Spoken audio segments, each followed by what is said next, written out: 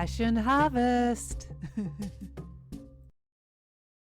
Hello, passionate listeners. Welcome to Passion Harvest. I am Louisa, your host, International Passion Ambassador. Thank you for joining us wherever you are in the world. I'm so excited about my guest today. Her name is Michele A. Livingston. Michele is an internationally known visionary psychic medium and gifted artist. Clairvoyant from an early age, Michele has the incredible ability to see and communicate with departed loved ones. Michele has authored 7 books, hosted her own radio and TV talk shows, and made numerous appearances on many other media platforms. Michele is known as the People's Medium from her popular guest appearances on the People's Morning Show. Michele is a healer, counsellor, columnist, and ordained minister. She continues to bring messages and soul healing stories to people all over the world and assists people in taking that next step in consciousness to become closer to the Creator. This is her story and this is her passion. Michele, I'm so excited and honored you're on Passion Harvest. Welcome to the show. You know, and Louisa, I was going to say the same thing. I'm so excited and honored. I see a lot of light around you. And so I can't really wait to get started. There's so much to talk about today. Well, I can't wait to get started either. I'd like to, it's always nice to give a background, and I know you've been clairvoyant from childhood. Would you like to talk about that briefly first? Yeah, absolutely.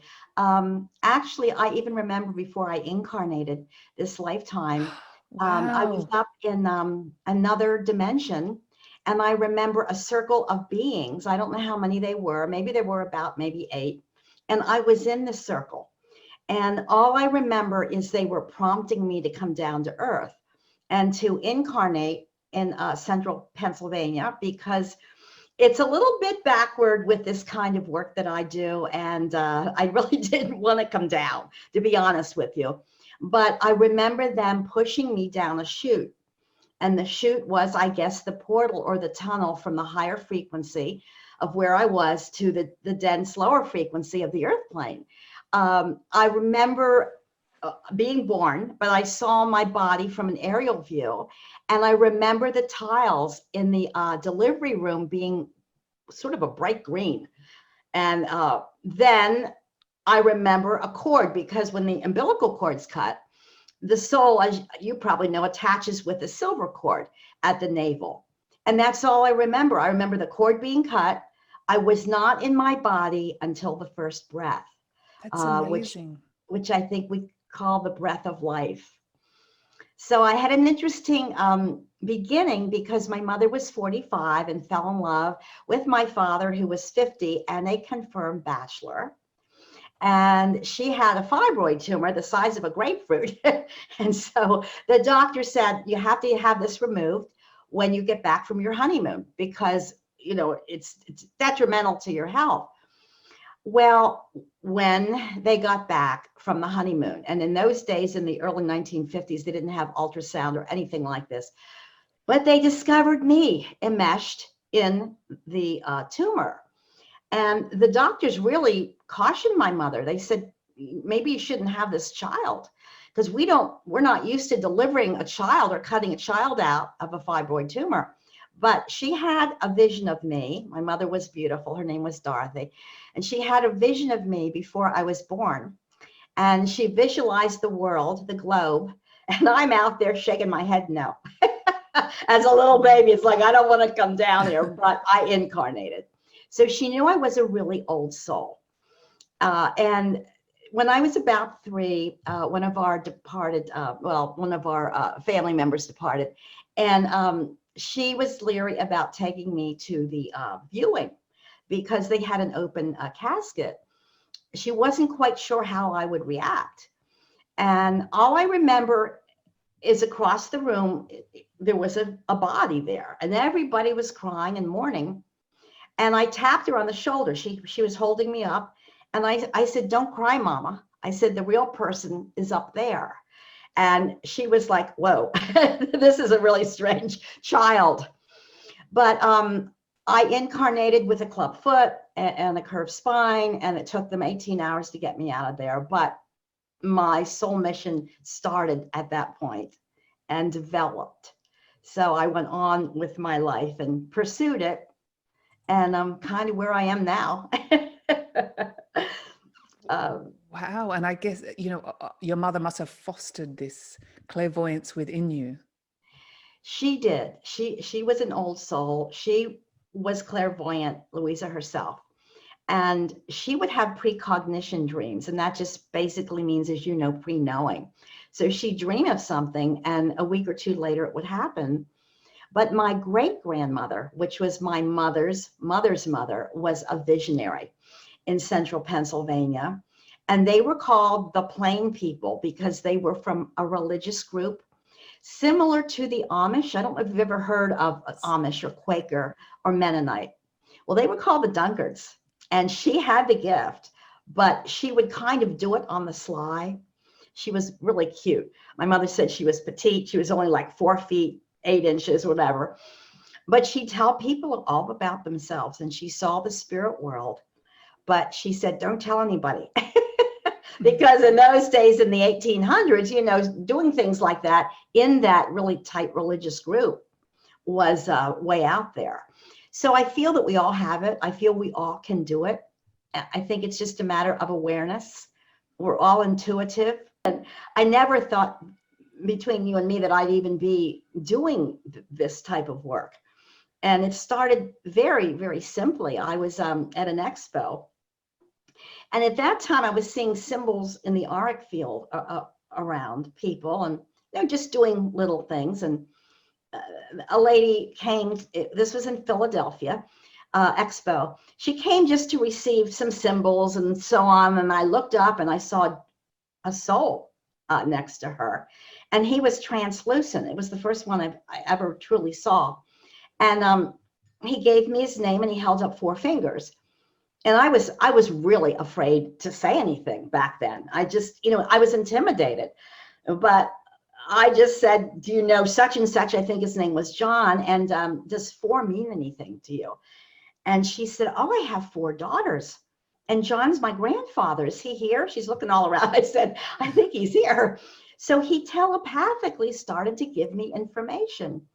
And that was my first step into doing this type of work. I was as surprised as she was. Wow. That's amazing. So I'd love to start talking about how you help people and the type of work that you do. I think you also mentioned you do soul portraits to start with. Yes. With your clients. I'd love to hear about that and all the other things. Okay. Well, soul portraits started just very easily when I do a longer version of a reading, and I can do them over the phone or in Zoom or whatever, but I always take 8 deep breaths. And the reason I do that is to open up portals or channels. And I can feel my soul, going up slightly out of my body as loved ones are preparing to come down.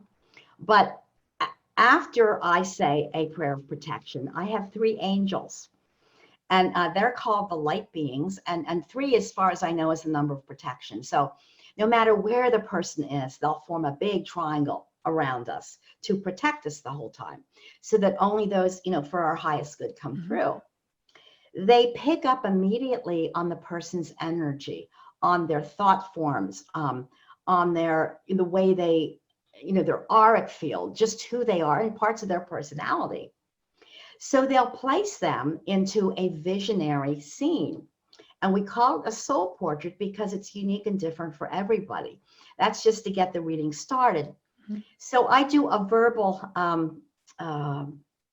version, and I never know what they're going to show me. It could be different terrains. It could be different seasons of the year.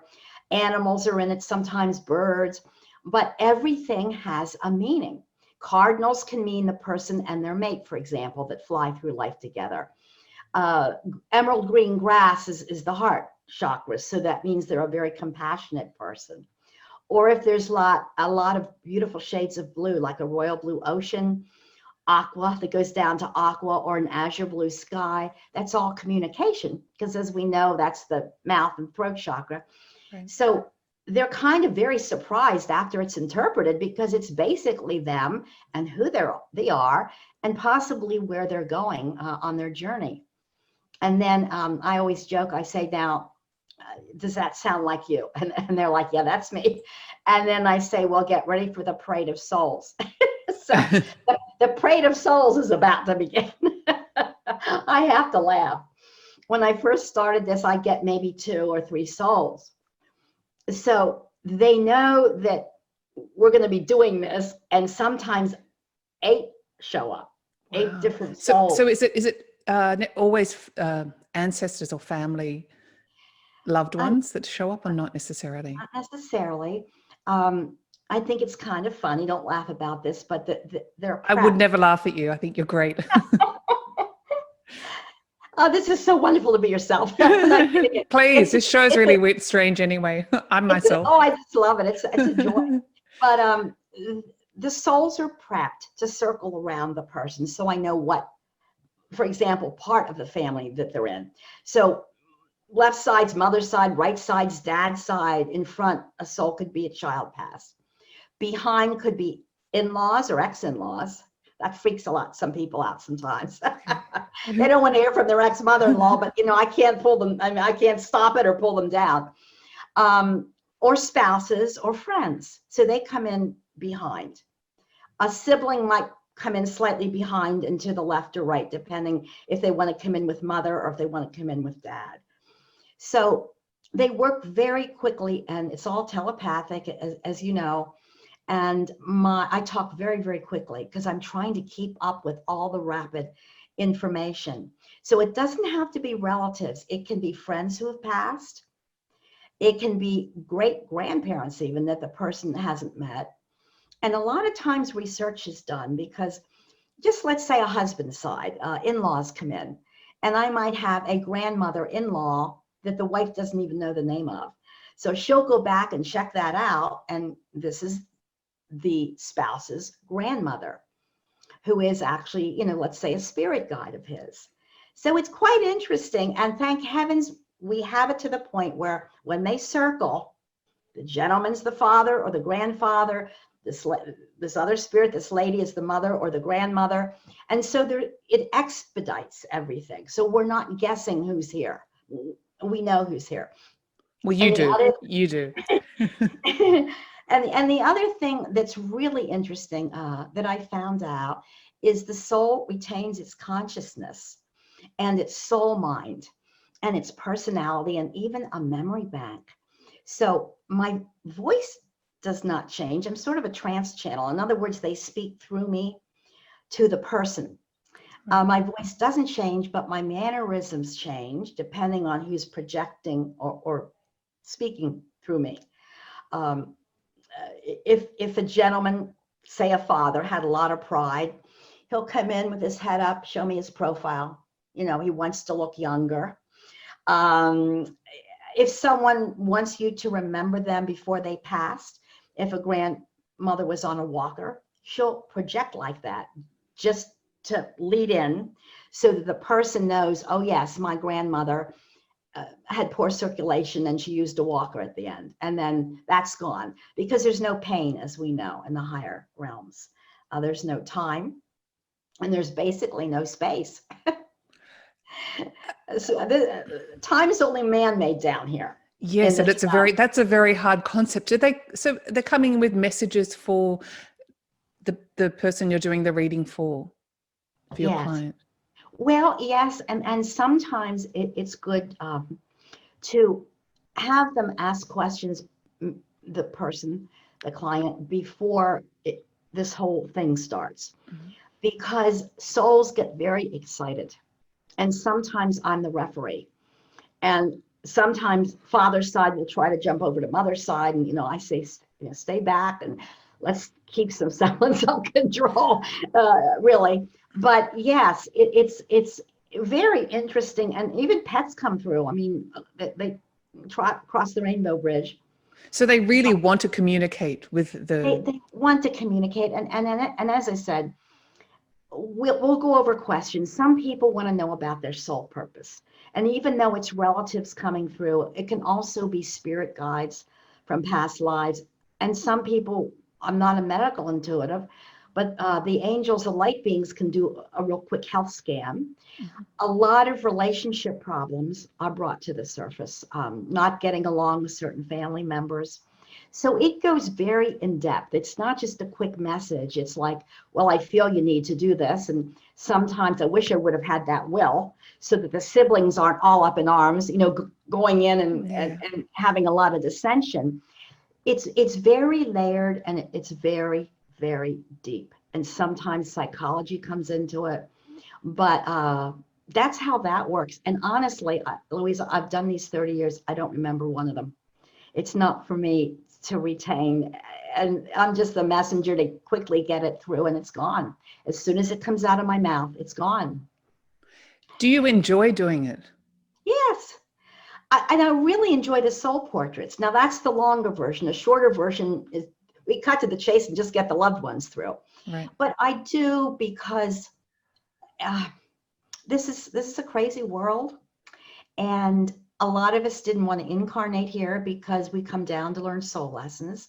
I really feel that. I feel that we have, as we know, free choice and free will with our soul, and with what choices we make, here on earth.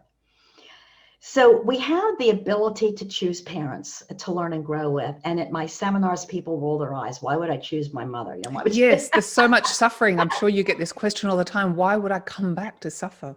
Yeah. Well, it's not even about suffering as much as it is about learning. So even sometimes, and I hope those that are viewing are open-minded, even sometimes some disabilities are chosen. If that soul needs to learn patience and needs to instill patience in his or her parents or family, a disability will occur. How are you going to learn to be patient if you're, if you're not dealing with someone that's disabled? If someone chooses to, this is not for perfection, it's for soul growth. Even though we're infinite, we're constantly incarnating if we want to, and we're growing spiritually. So another soul lesson could be tolerance. And then we have trouble with siblings or neighbors or that kind of thing. And we have to learn tolerance of others. So there's many soul lessons that we choose. We have our own council in heaven. I wrote a book on heaven, which is interesting. And our council will go over what they feel we need to learn and what we agree, to learn. And so we choose a time to come in. And when our soul lessons are learned, we soul contract a time to exit.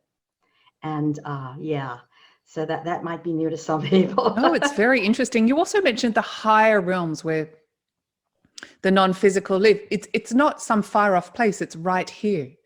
Is that correct? Yes, it is. It is right here. It's a higher, faster frequency. So some people call it, the other side, the next world, the fourth dimension. It's really, I call it heaven, because it's a higher and it's a faster frequency. And so for souls to communicate, they, like I said, have to store energy and lower down frequency. We're never forced to incarnate, but as we come into the earth plane and have amnesia and forget why we're here, when we pass on, we're a little bit not shocked, but some people don't believe in an afterlife, for example, and that's fine. But in this book on heaven, my mother, Dorothy, was the one that came through and said, you're going to write a book on heaven. This was like 5 years ago. It's called Living in the Afterlife. And I thought, how am I going to do that? She told me what she experienced, first of all. So I trusted that. And I love my mother.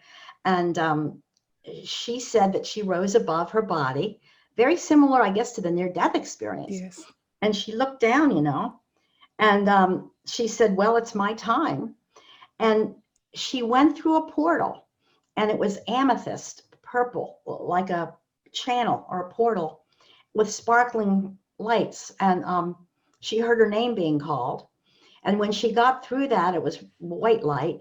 And she said her parents were there. She lost a couple children through miscarriages. The babies were there, whatever. And they said, welcome home. This is the true home. So welcome home. And they had a reunion for her. And then supposedly 33 souls, when I say supposedly, there's a life review that we go through. Right. And 33 souls came through from all walks of life to inspire and help me with the book and to lend information. So it started with relatives, and then some clients who had passed came through. A couple celebrities that really shocked me. One took his life, committed suicide. There's a chapter on suicide. All types of nationalities, Asian, African Americans, from different time frames, back to the 1700s, up to, now. And so there's a ley line of energy that runs diagonally, through our home. I don't know if you have ever heard of that, Louisa.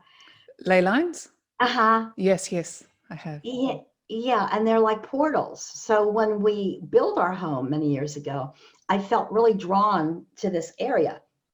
And we have like a little park in the back. So it's energetic, for anyone that's listening, is energetic earth energy lines that you're referring to. Yeah, it's like a grid or a portal in this case for souls to come through.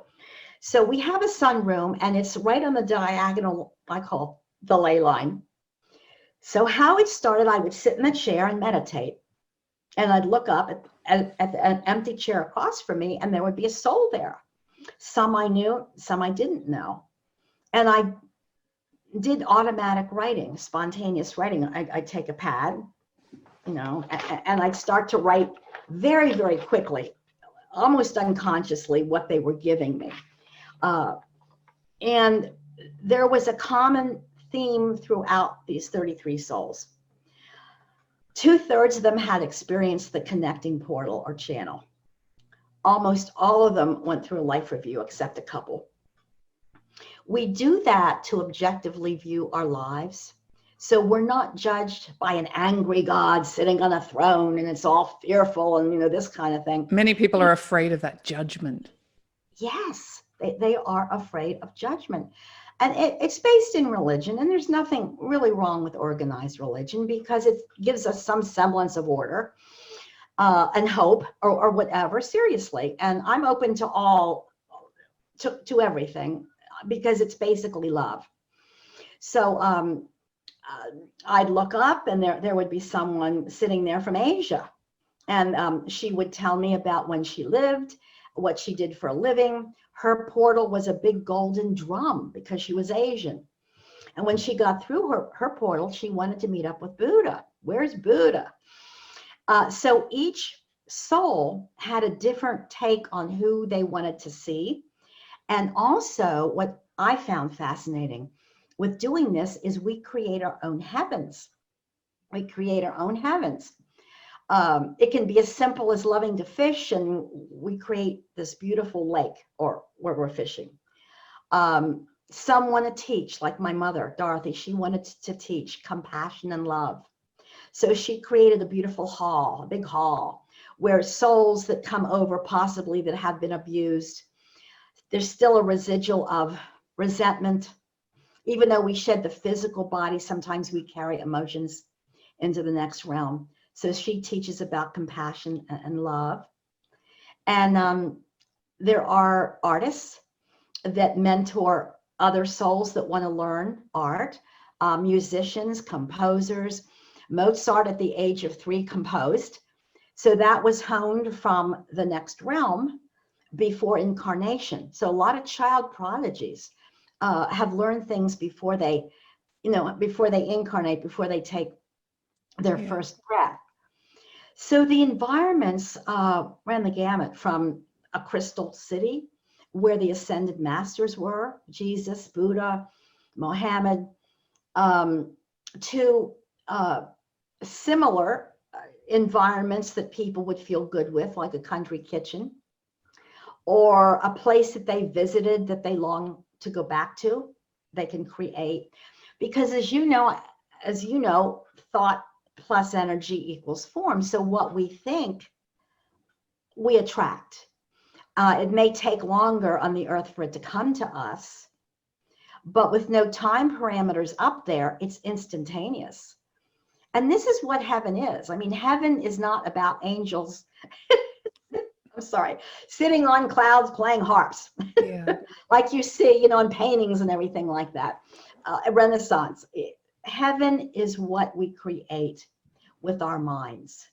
Now, as far as I know, no one was in hell, but there is an area close to the earth plane where souls that are unaware of an afterlife or have done or committed heinous crimes, murders, rapes, you know, terrible things like that, they either sleep for a while in this neutral, it's called the gray area, from what I've been told in my book. Because we all have to go through a life review. We can never run away from ourselves.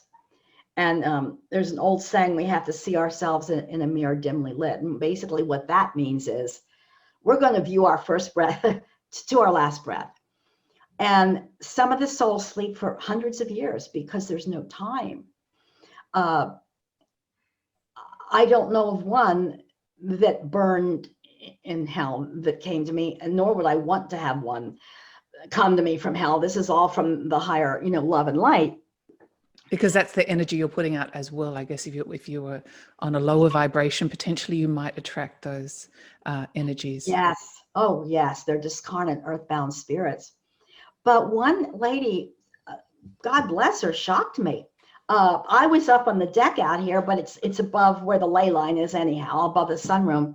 I looked up and she looked a little bedraggled, and she says, "I'm Marie." And she told me when she lived, and she said, "I took my life."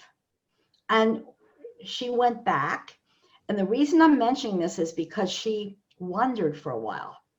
She was never taught about anything. And she had a very tragic life. She was abused when she was on earth, she and her brother. They didn't have a lot. He died of pneumonia because her parents wouldn't take him to the doctor. I get a little emotional about her. Though I've never even met her, but I felt the energy. And at 16, she ran away because she was sexually abused as well, and went into town and met a young man. And she was 16, he was 18. She didn't know at the time he was an alcoholic. And they ran off and got married because neither one of them had a good upbringing background. And they had a little girl. And he'd disappear for weeks at a time. And so she had to clean homes or houses to make ends meet. And she didn't realize that there was bipolar in her family. She's sitting there telling me all this, and I'm writing all this down, and keep going and going, writing all this down. Where's it going to end? And what she gave, I didn't realize what she was giving me, but I felt the deep emotion of it all. So to make it all so short, there was an older couple that befriended her and her daughter. And they were like surrogate grandparents to her daughter, who was now a teenager. And she said, "I just couldn't take it one day." She said, "I was cleaning a house and went into the shed and got a hunting gun and just shot myself." And she said, "I rose above my body and I looked down and I said, 'Marie, what did you do? I can see, I can hear.'" And the interesting thing is she floated over to the animals. The horses could see her, the dogs could see her, and they got really, kind of riled up. And she stayed there in earthly time for about 5 years because she didn't know where to go. So she's floating around the farm and so a heavenly volunteer comes down and says, "Marie, you've been floating around here for a while. You need to go up to do some work." And she says, "I don't want to work. I don't want to work." And he said, "It's called a life review. You need to review your life." Finally, with a lot of convincing, she went up to the light and she said what it was like. And she saw her life review and how she was born and how she passed. She was sorry for what she did, but there's no condemnation because it's a choice. And that's just one story of 33 in the book. And it was one of the emotional ones that hit me, even though I never met this person, this soul, this lady. Yeah. So they really do run the gamut. So for those that have lost loved ones, they're not in a bad place. One shouldn't fear death. No, they're not. The worst place they could probably be is the gray area. So if you think of the earth as like an onion, the globe, there are different layers of energy. And the closest layer to the earth is called the gray area. That's where murderers, rapists, Hitler, whatever, reside for a while until at last, maybe it's thousands of years, they can come up and be rehabilitated and go through their life review. And so as these energy layers go out, they become higher and more beautiful. The angelic kingdom is way out there. It's actually above heaven, if you can believe it. So yeah, and they wander aimlessly in the gray area through each other. They walk through each other. They don't know where they are. They're in a way unconscious. But then it's the beautiful love and light. And there's nothing like the bond of love. The bond of love can never, ever be broken. People long to hear from loved ones and they wonder where they are. And sometimes it's so final. It might be a car accident where there's 3 teenagers in a car. I use that example sometimes. 2 pass on and 1's left on earth. So the families of the 2 that passed wonder why there was 1 left, 1 friend, when the other 2 go to heaven. Well, they soul contracted a timeline. And the angels cannot intervene if your soul contracted timeline is up. But, and also people feel a little guilty sometimes, whether it's siblings, parents. There was no resolution to say goodbye. I didn't have time to say goodbye. If it's an accident and they went out quickly, or a heart attack like that, there's no goodbyes. So they carry that heaviness of guilt sometimes with them. And that's when the soul comes through and says, hey, your happiness is my happiness. Please don't feel guilty. I chose, and I'm with you, and I love you. And they pull their energy down on holidays, on our birthday. They love to see us happy. And I know it takes a long time for some hearts to heal. Sure does. I've often heard that when one's grieving, obviously it's a very natural, but it's a much lower vibration, and it's a lot harder for our loved ones that have passed to be able to communicate and connect with us. Yes, there's 10 different ways they communicate, and I had a lot of true stories submitted, and people saw their loved ones, they heard them, they felt them. There were electrical occurrences that happened. Butterflies are a symbol of the soul, so these butterflies would land on them. So I wrote a book on true stories. It's kind of like chicken soup for the soul. but they're feel-good stories, and they're stories about how each person through loss was aware and able to communicate. So if a digital clock flashed 311, and their son passed on March 11th, many of them got the aha moment. Oh my word, 3 and 11, that's my son saying hello, for example. Or if a husband passed and a red cardinal would come tapping at the window, cardinals mate for life, and they share in responsibility, of raising the young, and they work as team players. So one lady had the idea, I wonder if that's my husband, not incarnated, but the husband influenced the bird to come to her. They can influence butterflies, birds, deer, creatures.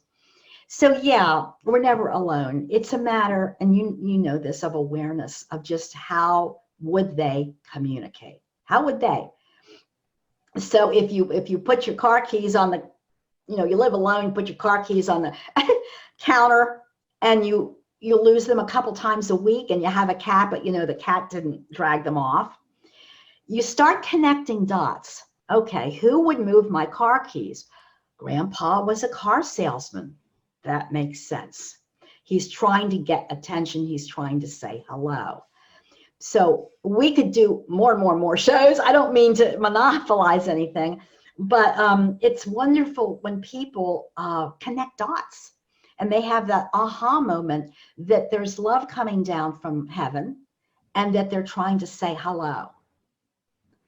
Yes, and that's wonderful. But grief is still, grief is still a tragic thing, and people miss that physical touch.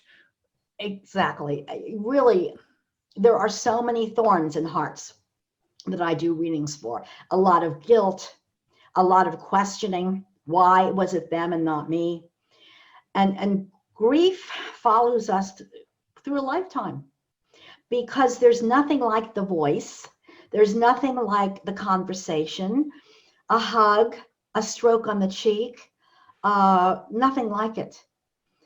But we need to realize too that they're in a better place and they're in a place of love. And that sometimes we need to just kind of send some prayers up for them and try to move forward. Try to move forward. Because sometimes loss will hopefully not make us victims, but sometimes people tend to spiral that way. And as you know, what we think, then more of that happens. So if we choose the victim role of spiraling down, then more things, not loss particularly, but unusual negative things start to happen, and then we get more down. So it's about trying to stay positive, especially in these times with a global pandemic, and that's a whole nother subject. Yeah. But again, through love, through the basis of love, it's a foundation. And that's where I think faith comes in, because faith is knowing something's good that is going to happen. You don't know when it's going to happen. You can't see it, but it's going to come your way, and eventually it does. Just like the courage to move on, does. I know I'm getting a little philosophical. No. This is good. You also mentioned the power of prayer for you is very important. So yes, that's maybe another way to move through grief. Yes. And I've had souls come through, Louisa, and say, please pray for me up here. I'm going to go through a form of rehab. Viewers don't laugh, but there are actually rehab stations in heaven of psychologists, of counselors that worked on earth, but now are in the heavenly realms. So if a child overdoses, for example, it's an accidental overdose with fentanyl, just let's say it's laced with fentanyl. And the mother's grieving and has guilt, the shoulda, coulda, woulda, but the soul gets up there and goes through a life review. The timeline was cut short because it was an accidental overdose, the soul contracted timeline. But the life review happens, and then the soul agrees to be rehabilitated. And so that means the soul goes back to the pain it experienced and why it led to a diversion of a substance, no matter what kind of substance it was. And so they become stronger as souls. And again, sometimes they don't want to come back to earth. I know I really didn't want to come back to earth, but I came down to fulfill a mission, a soul mission. So prayers can be sent up for those. That's the point about it. Pray for those that are passed, because they need our prayers, especially if they went out quickly, if they went out tragically, if they went out, let's just say an overdose where they're disoriented. They don't know where they are. They're still in that stage of where am I? And many souls can't believe they can still see and hear and feel. And if I may mention something else too. Yes, please. Which I find interesting. I didn't mean to talk this much. No, you're wonderful. You're a great guest. I don't have to do any work. You can come back on anytime. Oh, I'd love to. There's so much to talk about. But I had a very dear friend, and she was a psychiatric nurse. And she would hold gatherings of people of like mind, spiritual gatherings. And I just loved her. Her name was Carol. She went in for surgery, and she went into a coma. And she had a living will, and she had 2 girls. And they, because of her wishes, were very intimidated about letting her go or pulling the plug. And they wanted to make sure that that was her wish. So they called me into the hospital. And I told them, I said, please leave the room. And even though your mother is still breathing, let me see if I can contact her soul and see what she wants. Well, I touched her cold, lifeless hand in the hospital, and I said, Carol. And I knew that hearing was the last to go, is the last sense to go. So when someone's in a coma and you visit them, they can hear you. They can hear you. So tell them that you love them. But the point about this is I looked up and she was on top of the ceiling.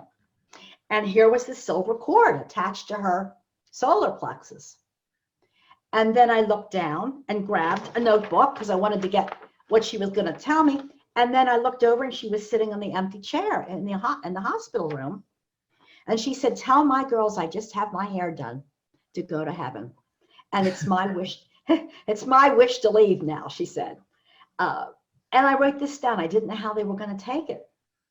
So they came in and they said, our mother had her hair done before surgery. She always got her hair done every week. And they thought that was amusing that she had it done to go up to heaven.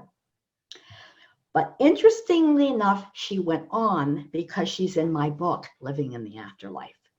And she said, you'll find more paranormal activity in the halls of comatose patients than you will on the battleground at Gettysburg. And I said, Carol, why? Because she said, we're up out of our bodies and we're wondering, we want to go to the light, but we're artificially being kept here. And there's nothing wrong with that. People have a difficult time, and that's, letting their loved ones go. Mm. They do. They want to talk to them. They want to feel them. But when you think of the other side of it, the soul is ready to leave and is being tethered or held. It's almost like pushing a butterfly back into the cocoon. Cocoon's the body. And when it's time for the butterfly to emerge, that soul wants to come out. But it's like shoving the butterfly back into the cocoon and or a baby being born, shoving it back in the womb. So they were so relieved and they let her go. And she came and she was one of the 33 souls in my book. Oh, that's lovely. I just wanted to touch on soul groups or soul family. Mm-hmm. Sure. What is that?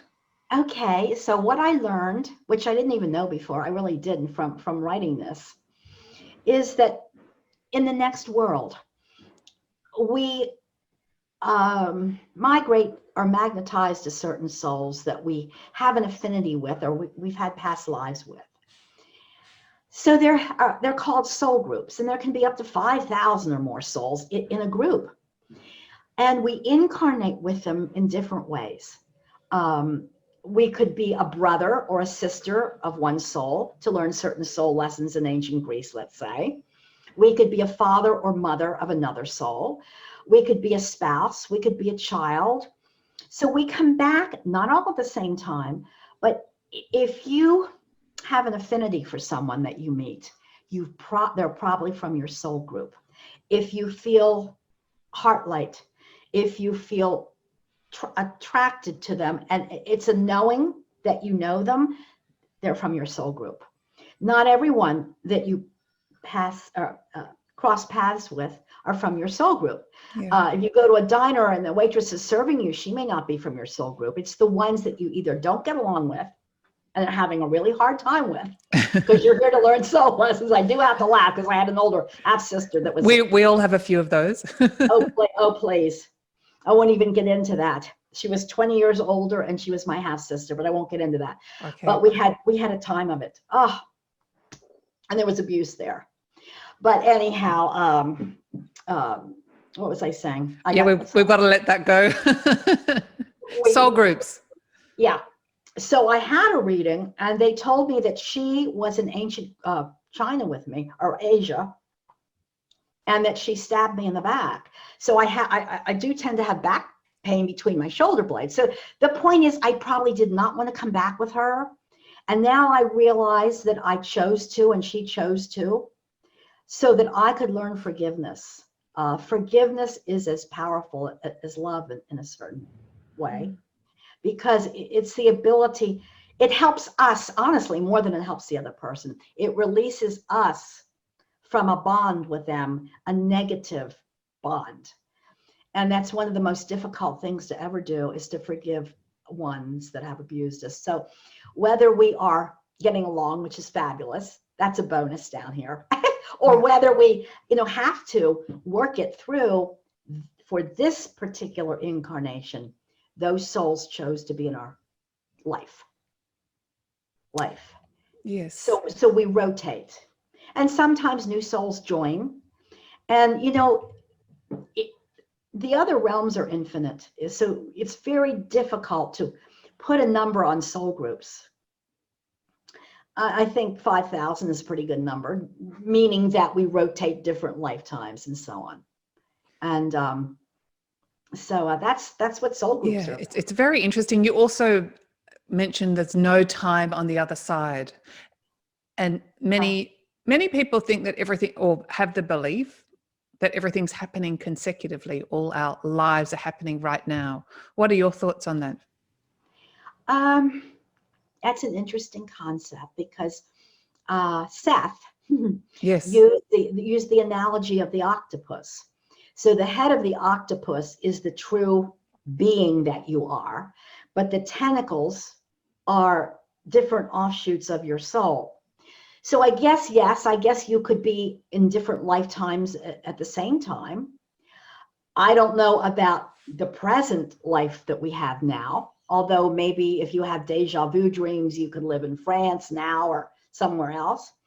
I never really got into that part, because when I counsel people, they think in terms of finite bodies, finite souls inhabiting finite bodies.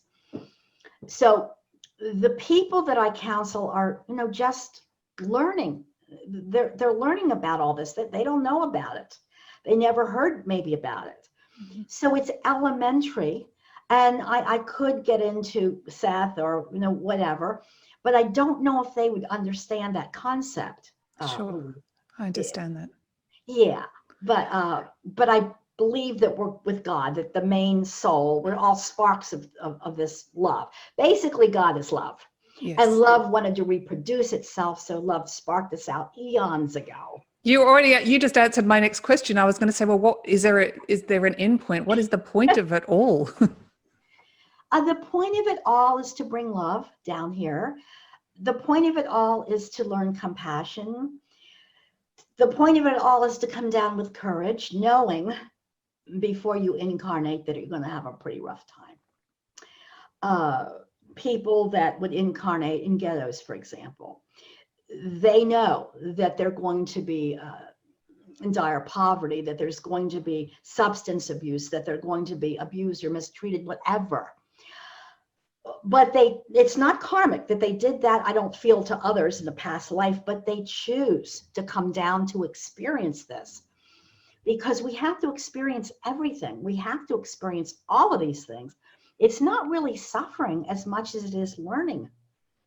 Why is my child autistic, for example?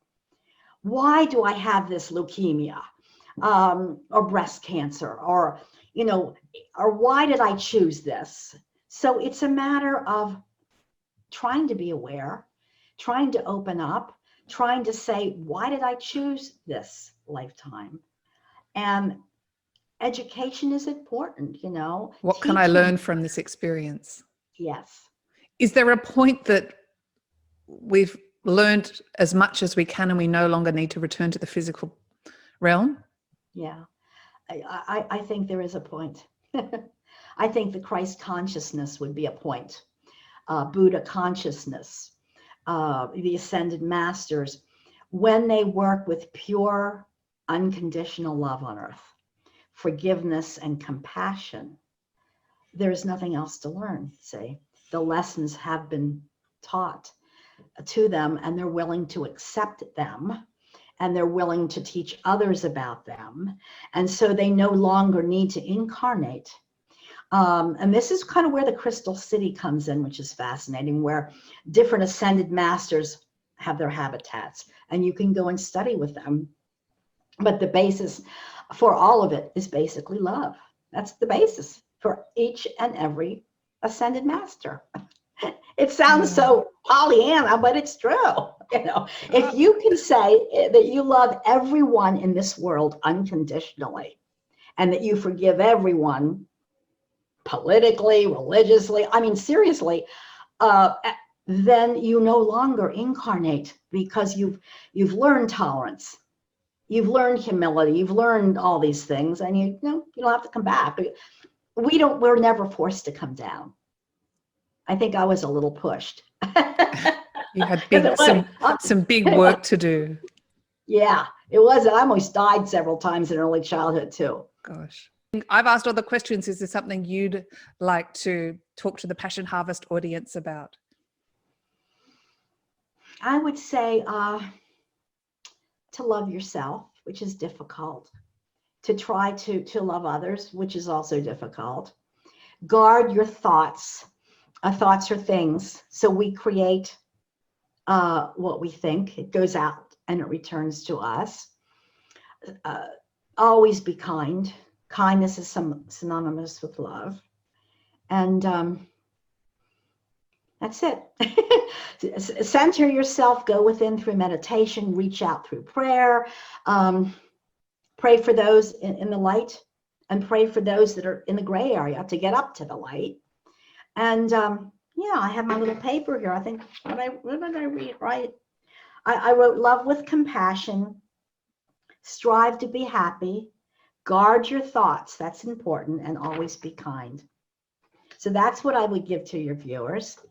And sorry that I monopolized it. Didn't mean to talk that much. No, this episode's about you today. Well, thank you so much. Honestly, I'm so honored. I'm so excited to be on your show. And there's so much to go over, so much to talk about. I know. You're so easy to talk to. Louisa. Thank you so much, Michele A. Livingston. It's been such an honor that you're on Passion Harvest. And if anyone's looking to connect with you, all your details will be in the show notes. Thank you so much. God bless. God bless you too. Bye. If you like this episode, please do subscribe for weekly passionate, inspirational interviews.